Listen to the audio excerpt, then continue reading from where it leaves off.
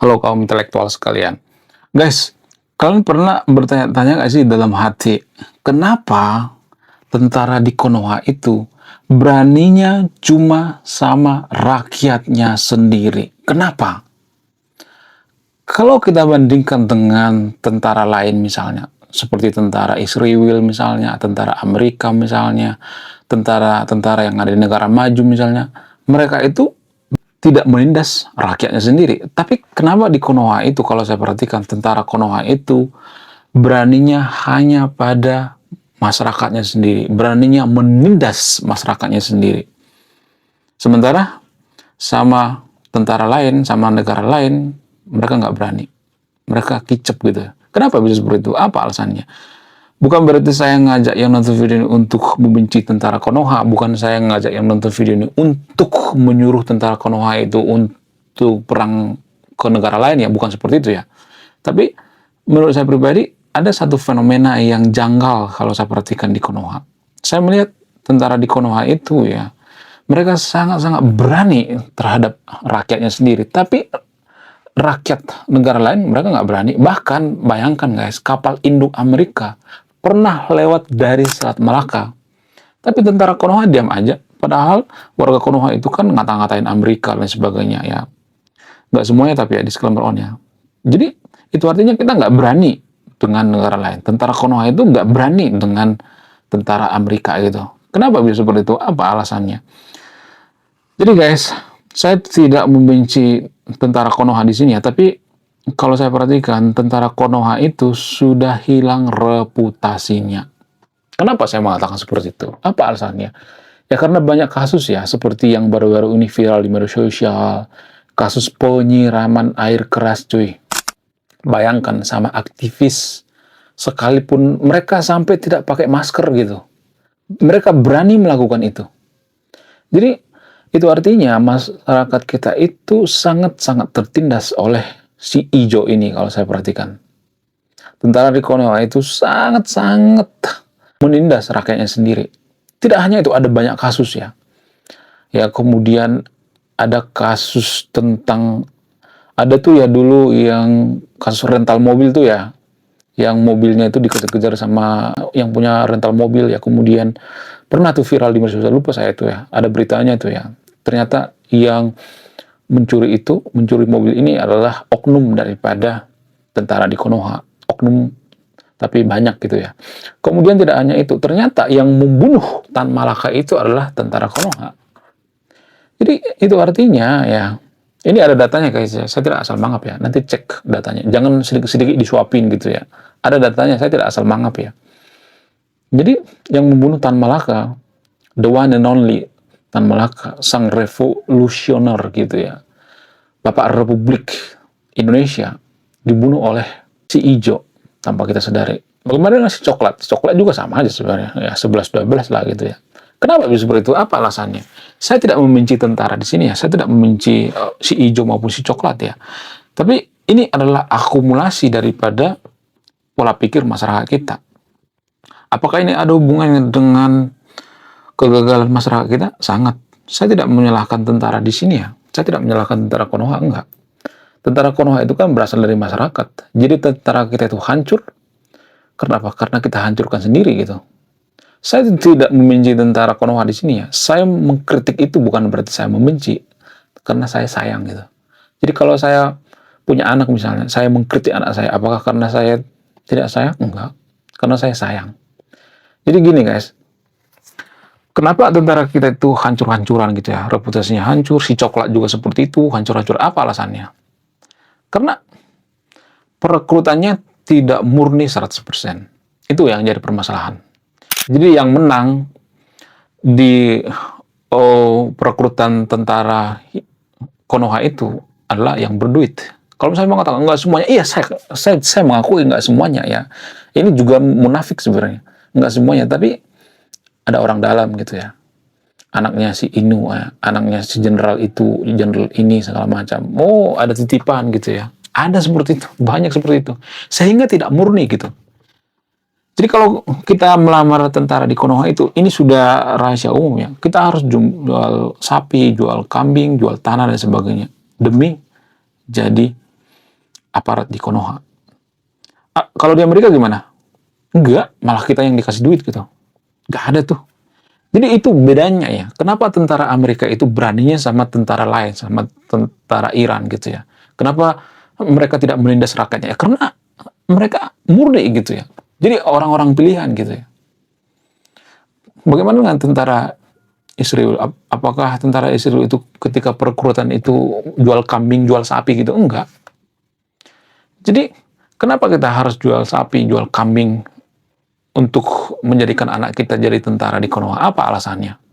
Ya karena pola pikir masyarakat kita berpikir bahwa kalau anak saya nanti jadi tentara di Konoha, maka hidupnya akan enak, ya, maka akan naik pangkat terus, ya, maka ya dia akan punya harga diri dan lain sebagainya. Nah, ini pola pikir yang salah, salah total ya.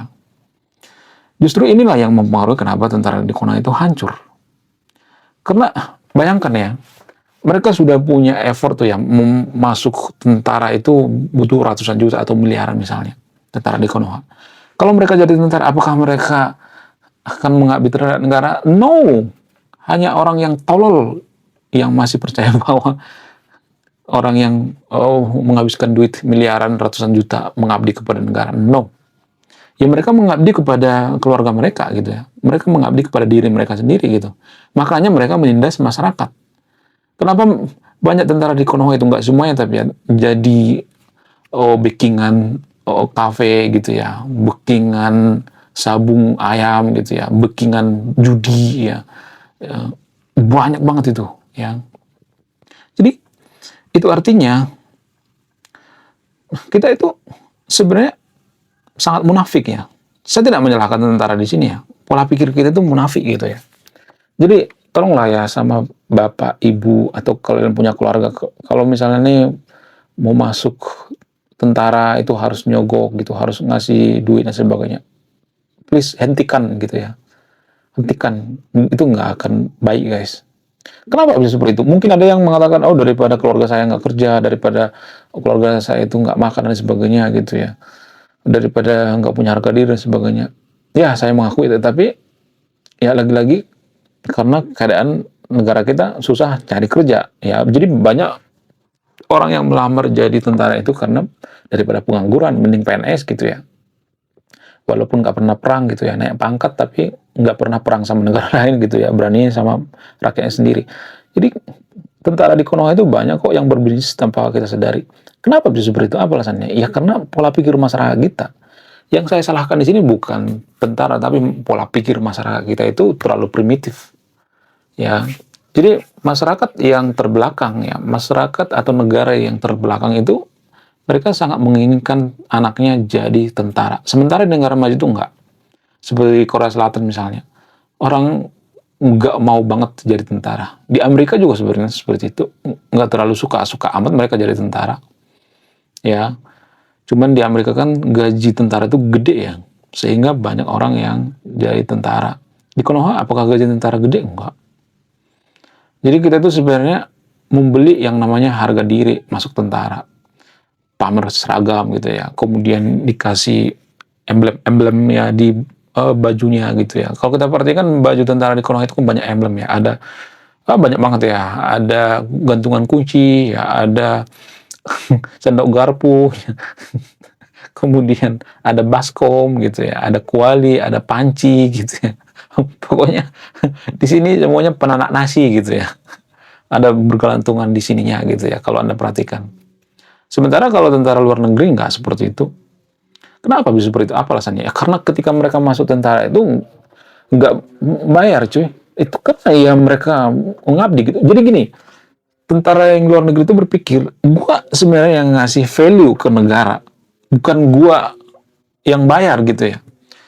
Artinya gini, mereka tuh nggak punya effort untuk masuk tentara. Maksudnya effort duit gitu ya. Kalau skill yang mereka punya gitu ya, tenaga, yang kemampuan dan sebagainya mereka punya, tapi duit enggak. Jadi itu perbedaan yang sangat signifikan ya. Itu yang mempengaruhi kenapa tentara kita itu beraninya sama rakyatnya sendiri gitu ya. Jadi pada intinya negara yang terbelakang itu, masyarakat yang terbelakang, maka tentaranya juga terbelakang. Itu berbanding lurus. Jadi kita nggak boleh mengharapkan tentara kita itu seperti tentara Amerika, sementara masyarakat kita itu seperti masyarakat Konoha. Nggak bisa. Kalau masyarakat kita seperti masyarakat Amerika, maka tentara kita juga seperti tentara Amerika. Jadi lagi-lagi yang saya salahkan itu masyarakat, bukan tentaranya. Tentara itulah akumulasi daripada masyarakat gitu. Ya itu adalah konsekuensi. Kenapa tentara di Konoha itu suka pakai emblem-emblem gitu ya, pakai ada tuh berkelantungan gantungan kunci gitu ya, kemudian penanak nasi, ya, kuali, teko dan sebagainya ditaruh di sini nih. Tujuannya apa? Ya tujuannya mereka itu sebenarnya gila hormat gitu ya. Kenapa mereka gila hormat? Karena untuk masuk ke tentara itu kan butuh effort ya, harus jual kambing, jual sapi gitu ya. Kalau misalnya mengatakan nggak semuanya, iya saya tahu nggak semuanya, tapi rata-rata seperti itu. Itu sudah rahasia umum gitu. Ya, jadi ketika mereka jadi pejabat gitu ya, jadi abdi negara, ya mereka nggak memikirkan negara gitu ya. Ngapain mereka memikirkan negara? Mereka memikirkan diri mereka sendiri gitu, memikirkan bisnis gitu. Makanya banyak tentara di Konoha itu berbisnis. Kenapa? Karena mereka punya akses ya. Kemudian mereka itu, ya kalau saya perhatikan ya, di Konoha itu terlalu dipuja-puji gitu ya. Kita kalau ngelihat tentara itu, wow gitu. Padahal biasa aja gitu. Biasa aja. Tentara Konoha itu nggak pernah perang. Kalau disuruh perang juga nggak bakal menang. Kalau saya ngomong seperti pasti banyak yang marah-marah gitu ya. Kamu mau memojokkan tentara? Enggak, ini berdasarkan data. Data mengatakan, ya ini data dari mantan Menhan Konoha. Kemampuan tempur daripada Konoha itu cuma 2 minggu. Kalau misalnya nih Amerika perang dengan Konoha, ya pasti hancur lah Konoha. Kenapa bisa seperti itu? Ya dimulai dari perekrutan gitu. Masyarakat itu nggak berkesadaran. Ini seperti lingkaran setan gitu, berputar-putar. Siapa yang bisa memutus ini? Ya kita sebagai kaum intelektual. Kita lah yang bisa memutus ini. Kita harus berkesadaran, kita harus memahami bahwa ini tidak produktif gitu ya. Kemudian ya ada satu paradoks dalam dunia kemiliteran di setiap negara kalau saya perhatikan. Apa itu? Biasanya ya kalau militer di suatu negara itu atau tentara di suatu negara itu tidak menindas rakyatnya, biasanya mereka akan menindas negara lain. Seperti Israel misalnya, Amerika misalnya. Jadi pilihannya cuma dua, menindas masyarakat sendiri atau menindas negara lain. Jadi biasanya tentara di negara yang tidak maju itu menindas rakyatnya sendiri. Beraninya sama rakyatnya sendiri, beraninya sama pendemo, beraninya sama aktivis, beraninya sama Tan Malaka. Ya, sehingga kita tidak akan maju gitu. Karena apa? Ya lagi-lagi karena pola pikir masyarakat kita, mindset kita, budaya kita. Jadi siapa yang bisa merubah budaya ini? Kita. Budaya yang lebih baik maksudnya. Jadi untuk itu mari kita kembali ke filosofi leluhur kita, bukan pindah agama ya. Mari kita kembali ke filosofi leluhur kita. Apa filosofi leluhur kita yang kita tinggalkan? Berbudi pekerti luhur. Berbudi pekerti luhur itu kita berbuat baik. Ada satu daerah di Konoha itu yang sudah menerapkan filosofi berbudi pekerti luhur. Ya, siapa yang saya maksud? Yang saya maksud itu adalah salah satu suku di Pulau Jawa bernama suku Samin. Nanti cek datanya ya. Ada tuh ya. Sebuah suku di Pulau Jawa menerapkan filosofi budi pekerti luhur. Mereka nggak suka berbohong. Bahkan ketika warung buka, nggak ada penjaganya, mereka nggak berani ngambil gitu. Itu artinya tanpa diawasi mereka jujur, mereka berbuat baik. Jadi kita butuh masyarakat yang jujur dulu gitu ya. Itu dulu deh yang pertama. Ya, jadi bagaimana kita jadi negara maju kalau untuk masuk tentara aja kita harus bayar gitu. Itu namanya ngebohong kan, nyogok. Mau masyarakat, mau tentaranya sama aja 11-12 gitu. Apakah saya benci dengan negara kita? Enggak.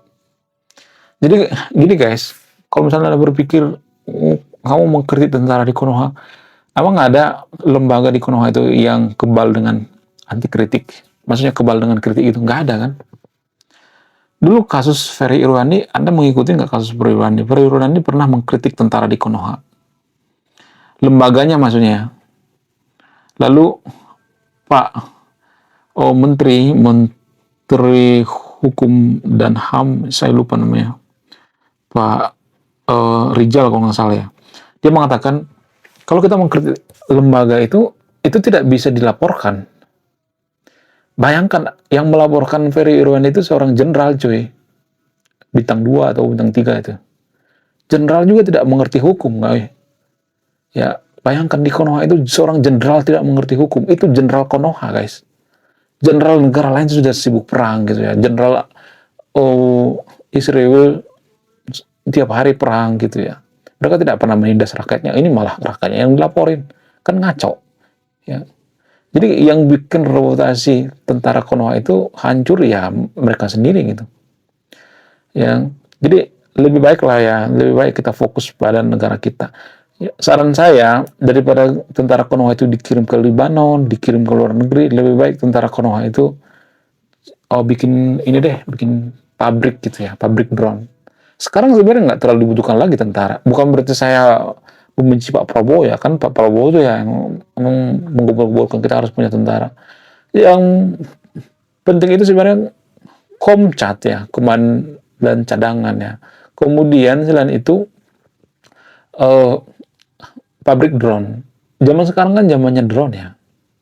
Bikin drone gitu. Lebih baik tentara Konoha itu jadi karyawan pabrik drone aja deh. Itu lebih produktif menurut saya pribadi daripada cuman lari-lari doang gitu ya. Olahraga, pamer seragam gitu. Nggak produktif. Ya negara jadi terbebani. Ya saya tahu ada kebaikan daripada tentara Konoha. Kalau misalnya terjadi musibah misalnya mereka turun, ya kalau masalah itu ya masyarakat biasa juga turun gitu, nggak hanya tentara kan.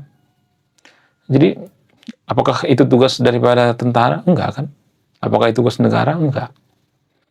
Yang ya kalau bisa ya lebih baik mereka berperang dengan negara lain gitu ya. Saya tidak nyuruh ya, karena itu lebih bermartabat gitu ya.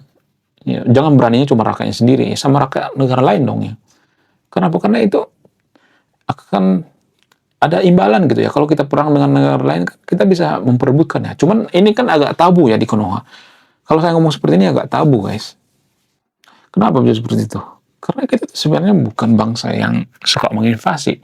Tapi rata-rata negara maju itu tanpa kita sadari, rata-rata mereka pernah menjajah, coy. Rata-rata mereka menginvasi negara lain. Yang kalau kita bisa menginvasi negara lain, kenapa enggak? Iya kan? Bukan berarti saya mengatakan asal menginvasi. Ya kalau negaranya misalnya negaranya menindas rakyatnya sendiri gitu ya. Kalau negara tersebut tidak adil sama rakyatnya, korupsi gila-gilaan, kenapa enggak diinvasi aja? Invasi aja, kenapa emang? Ya kan? Apa salahnya ya kan? Ya bagaimana Konoha? Ya Konoha itu ya kalau saya perhatikan pejabat Konoha berantakan ya. Kemudian militernya juga berantakan ya. Semuanya berantakan. Menurut kalian gimana? Coba tulis komentar ya. Saya tidak berpihak di video ini ya. Saya tidak berpihak pada siapapun ya. Yang saya salahkan itu adalah pola pikir masyarakat kita. Ya, saya tidak akan mengambil keputusan atau kesimpulan ya. Saya akan simpulkan sendiri. Saya tidak ngajak yang nonton video ini untuk membenci tentara di Konoha, tapi saya mengajak yang nonton video ini untuk berkesadaran. Tolong tulis di komentar kalian ya. Oke guys, sekian video ini. Terima kasih sudah memahami. Saya kaum intelektual, salam rasional.